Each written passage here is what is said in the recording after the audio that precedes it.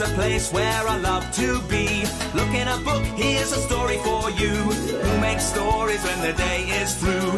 Who makes stories when the day is through? Story makers, working through the night till the rising sun. Story makers, stories are fabulous, stories are fun. Webster Wordsworth.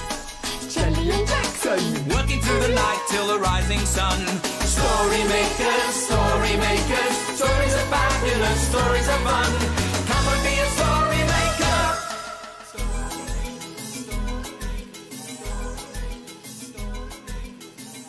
Story makers.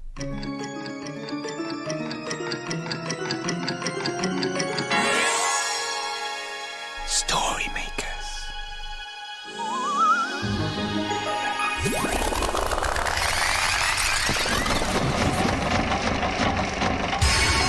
Story makers. It's midnight in the library. Hello. time for all story makers to come out. Are you ready? The sun is down, the stars are bright, story makers come out at night. Hello, I'm Webster Wordsworth, magical musical story maker with stories at my fingertips. Look at it, Jelly. Yes. Hello. There's something very fun in the library tonight. It's a bubble machine. The children were playing with it earlier. Yes, and it makes lots and lots of beautiful bubblets. Bubbles, Jelly. Bubbles. Yeah, that's what I said, Jackson. And they're so dreamy. Cha-cha-cooler.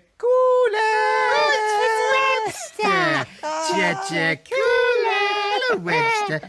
Look. It's a bubble machine. Yes. Well, fancy that. I love bubbles. Oh, we'd better turn it on. Are you ready? Ready? Yes. Steady. Go. Go. Oh, it's working. Here they come. Look. It's very fast and shiny. Yeah, and floaty. Look. Webster, you've got a bubble on your hand. It's my bubble pet. I bought a pet bubble at the bubble pet shop, and when I took it home, my bubble went pop. I wish bubbles didn't go pop because it's too sad. Yeah. Jackson, what are you doing? I'm trying to send a bubble to the story machine. Oh, that's a good idea, Jackson. Yeah. We could make a bubble story. Come on, let's waft. Waft? Yes. Push your hands gently away from you like this and waft. Waft. Waft. Waft. Waft. Waft. Waft. Waft. Waft. Into the machine. Into the machine. And now we need lots of imagination to make a story. Yes. Will you help? Imagine a story. Here it comes.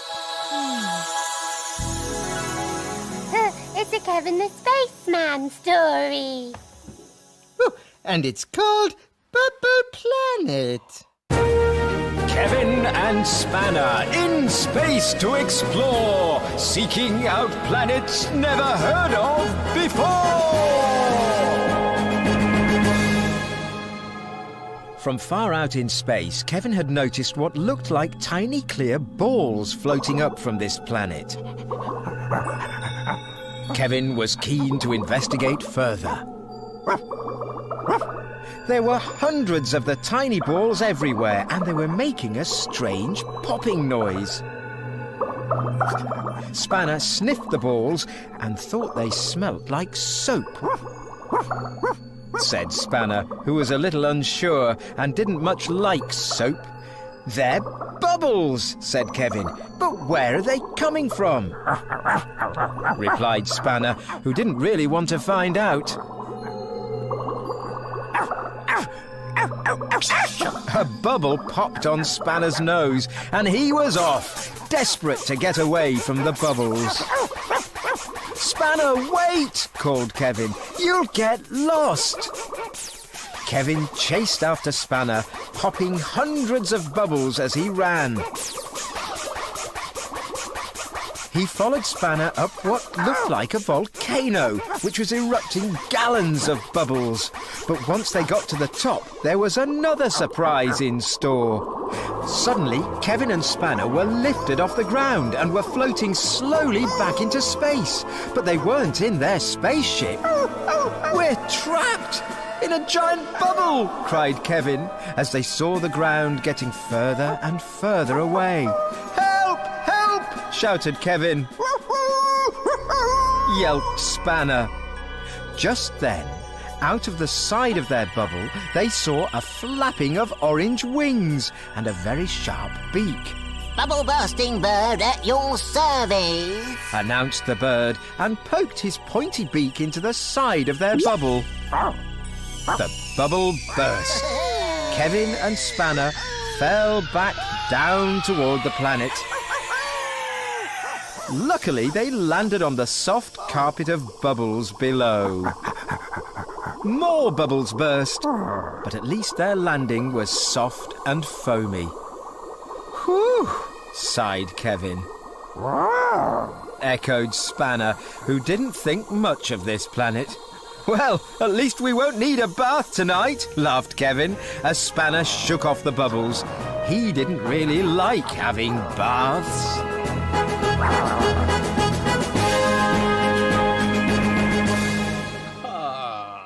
That was a lovely story. And what are you two up to? We've been bubble-bursting birds. But I thought you said you were sad that bubbles had to burst, Jelly. Oh, well, actually, Webster, it's very fun to burst them. Ooh, this floor's very wet and slidey. Oh, yes. I'd better turn the bubble machine off.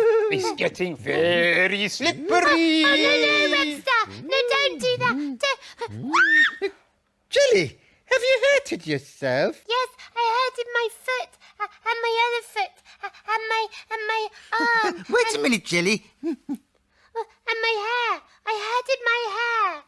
And my shoulder feels up when it should be down. And it hurts when I go, Dr. Jackson will make you feel better, Jelly. Yes, good. But what is that? This, well, it's a head checker. Yes, it's to check that your head's on the right way, Jelly. Yes. Now, just hold But still. do you know how it works? Well, no, I don't. Maybe I should put this head checker in the story machine. In it goes. Now, will you help me? Imagine a story. What's it going to be? It's a blue cow story. And it's called Blue Cow Goes to Hospital.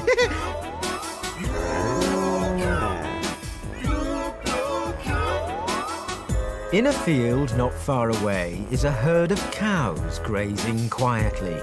One of the cows is most unusual. Blue Cow wonders about the big world beyond her field. One day, Blue Cow heard an ambulance siren in the distance. Oh, I wonder what it would be like to go to hospital. She's off again, said the other cows. So Blue Cow caught the bus that stops beside her field. I'd like a ticket to a hospital, please. There you go, madam. Hold very tight. And they set off for a hospital.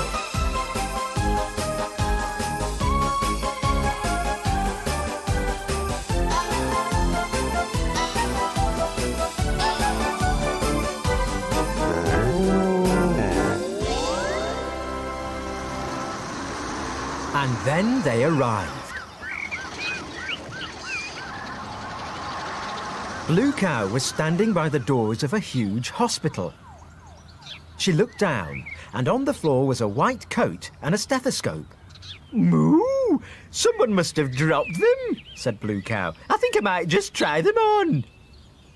Blue Cow put on the white coat and stethoscope and walked into the hospital. Inside, it was very busy, with doctors and nurses rushing about and lots of people sitting and waiting. A woman wearing a uniform ran up to Blue Cow. Right. Hello, I'm Nurse Georgia. You must be the new doctor. Hurry up and start treating patients. We're understaffed as usual. "Oh, hang on a second," started Blue Cow, but Nurse Georgia rushed off. "Well, surely it can't be that hard to be a doctor," said Blue Cow. She walked into a cubicle, and inside was a little boy and his mum. "Hello, I'm Dr. Blue Cow," said Blue Cow. Hi, I'm Ralph, and I've cut my knee in the garden. Blue Cow looked at Ralph's knee, and it was bleeding quite a lot. Blue Cow didn't like the sight of blood and started to feel a little unwell herself. Do you think you'll need stitches? Asked Ralph's mum. Blue Cow looked at Ralph's bleeding knee again and started to feel very dizzy. "Oh dear," said Blue Cow. "Oh." When Blue Cow woke up, she was in a hospital bed with a bandage on her head. You fainted and banged your head, said Nurse Georgia, who was standing by the bed. You'd better take the rest of the day off, Doctor. Absolutely, said Blue Cow. She stayed in the hospital all day and had a lovely lunch in bed. "Oh, I'm a much better patient than I am a doctor," laughed Blue Cow.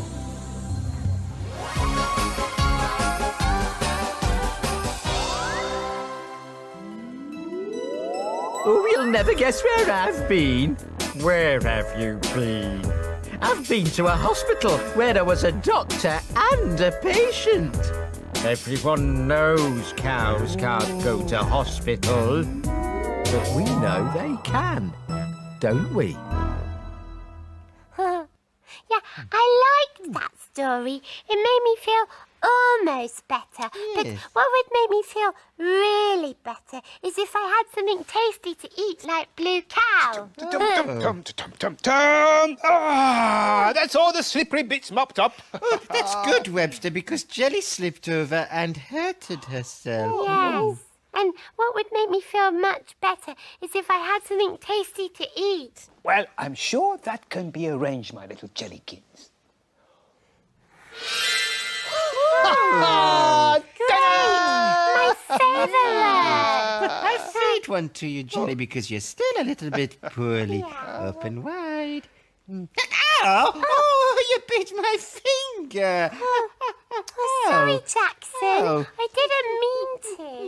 Don't worry, Jackson, my friend. We'll put a bandage on it for you. Yeah. Oh, can I do it? Oh, yes, of course, my jellykins. Now, you wrap it all the way around Jackson's finger. All the way around? Jelly, I don't think you're making my finger any better. This is Jelly. What are you doing? Don't worry. It will all be fine.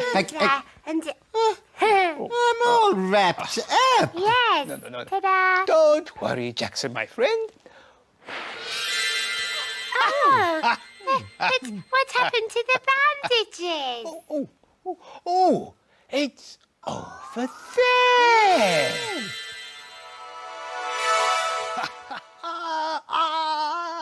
There it goes. And now we need a little help from you. Here goes. Imagine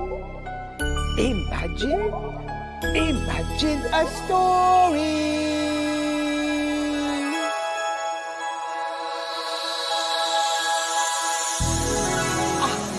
It's a playbook.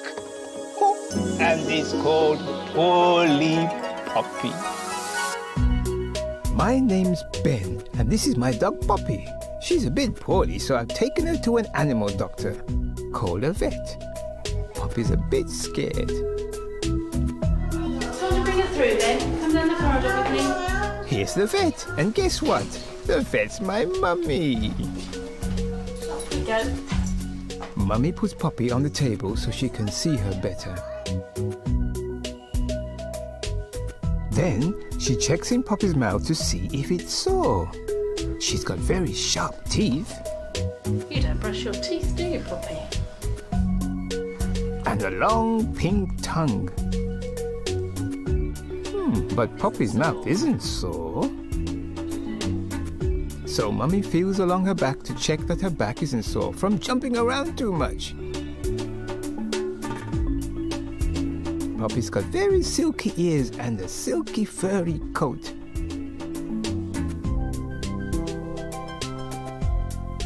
No, her back isn't sore either, Ben. Now my mummy's checking her legs. She thinks one of Poppy's legs may be sore. Okay, Ben, we're going to have to take an x-ray of Poppy's legs. This machine looks inside Poppy and takes a photo of her bones. It's called an X-ray. First of all, Mummy needs to give Poppy an injection to make her sleepy.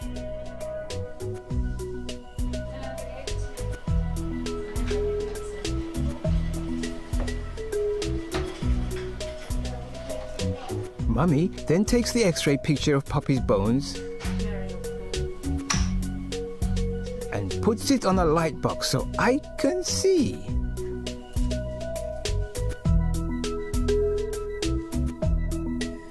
Look, there's Poppy's knee. Oh, and her leg. Mummy says that Poppy strained her leg, so she bandages it up. Round and round and round. Blue for her toes.